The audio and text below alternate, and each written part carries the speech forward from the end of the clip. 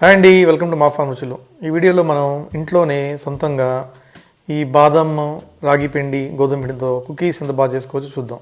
Cookies అంటే పిల్లలందరూ బాగా లైక్ చేస్తారు కదా. బయటకు వెళ్తే అంతా మైదాతో ఉంటాయి. ఏ స్వీట్ చేసినా బయట బేకరీ ఐటమ్స్ అన్నీ కూడా మైదాతోనే ఉంటాయి. ఎందుకంటే ఆ టేస్ట్, ఆ టెక్స్చర్ రావడానికి ఎక్కువ మైదాను వాడేస్తున్నారు. సో ఇక్కడ మీరు చూస్తే నేనేం చేశానంటే బెల్లం పొడి ఉంది కదా, బ్రౌన్ షుగర్ అంటారు, దాన్ని వేస్తున్నాను అనమాట. నేను ఇక్కడ షుగర్ కూడా ఏమి యాడ్ చేయట్లేదు, బ్రౌన్ షుగర్ వేస్తున్నాను. ప్లస్ కొంచెం ఈ బాదం పొడి వేస్తున్నాను. రాగి పిండి, గోధుమ పిండి కలిపాను. అన్నీ కలిపేసి కొంచెం మన చపాతీ పిండి ఎట్లా చేసుకుంటామో పూరీకి ఆ విధంగా కలుపుకుంటున్నాను.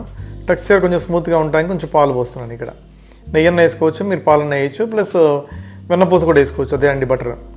సో వేస్తే మనకు కొంచెం స్మూత్గా వస్తుంది అనమాట, కొంచెం పొంగుతుంది, గట్టిగా హార్డ్గా ఉండకుండా కుకీస్ అయినాక.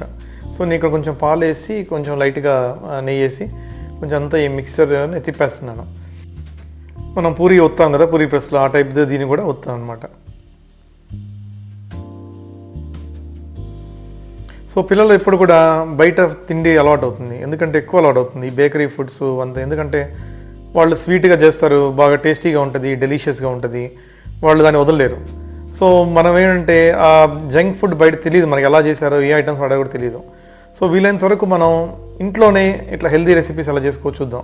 రాగి మీ అందరూ తెలిసినట్టు చాలా మంచిది, ఎన్నో రకాల విటమిన్స్, మినరల్స్ దాంట్లో ఉంటాయి, మనకి శక్తి కూడా ఇస్తుంది రాగి.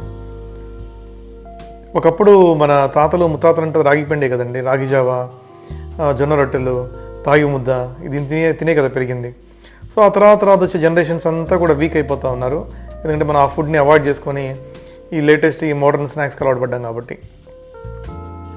సో ఇక్కడ మీరు చూస్తే కొంచెం మందంగా చేసుకుంటున్నాం, పూరీలాగా కాకుండా కొంచెం మందంగా చేసుకుంటే కుకీస్ కొంచెం చూడటానికి సైజ్ బాగుంటాయి కాబట్టి.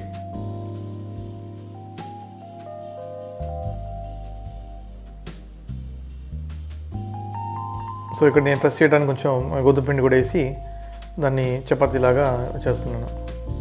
సో ఇక్కడ నేను కట్ చేస్తాను అనమాట, కుకీ షేప్ రావడం కోసం ఒక చిన్న మూత ఉంటే దీంతో కట్ చేస్తున్నాను. ఆ తర్వాత మీరు ఓవెన్ ఉంటే మీ ఇంట్లో ఓవెన్లో పెట్టుకోండి, ఒక 15-20 మినిట్స్ 170 degrees దగ్గర హీట్ చేయండి. హీట్ చేసినప్పుడు మీకు మంచి చూడటానికి కూడా మంచి కలర్ ఉంటుంది, టెక్స్చర్ బాగుంటుంది, స్మూత్గా ఉంటుంది. ప్లస్ మీకు పైన కూడా గార్నిష్ కోసం మనం జీడిపప్పు పెట్టాము ఇట్లా. సో అద్భుతమైన టేస్ట్ ఉంటుంది, డెలిషియస్గా ఉంటుంది.